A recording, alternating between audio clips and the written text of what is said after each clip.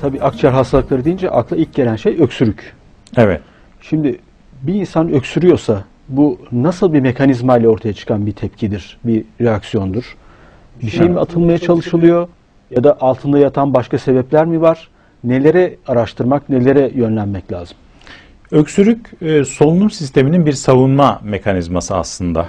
Yani söylediğimiz gibi solunum sistemi, akciğerlerimiz atmosfere açık, dışarıdan gelecek toz, koku, gaz, duman, bunları bir şekilde, eğer küçük partiküller şeklinde ise tozlar bile aşağı kadar gelebiliyor. Şimdi bunların vücuda zarar vermesini önlemek için nefes yollarının içerisinde fırçamsı hücreler var. Evet. Silyalı epitel dediğimiz bir epitel var. Ve bir de mukus salgılayan salgı bezleri var. Bu salgı bezlerinin salgıladığı mukus maddesi, jöle gibi, o tüysü hücrelerin, fırçamsı hücrelerin üstünde bir tabaka oluşturuyor.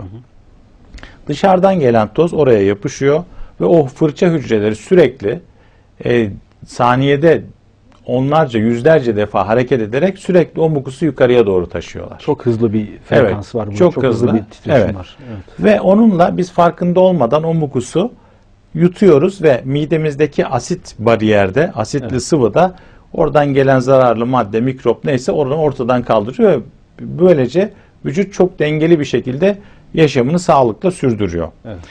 Fakat virüsler, işte influenza, bu kış mevsiminde daha çok gördüğümüz influenza A, B virüsleri, bunların alt grupları da var bildiğimiz gibi. Şu anda da bir salgın var zaten devam eden. Evet.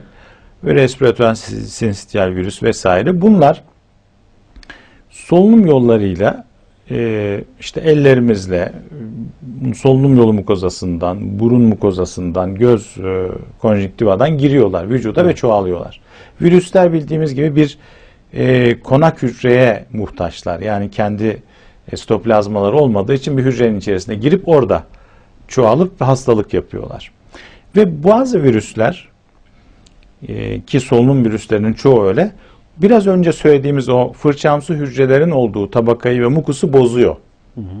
Ve onların, o hücrelerin ölmesine ve o dokunun, o koruyucu üst tabakanın dökülmesine neden oluyor.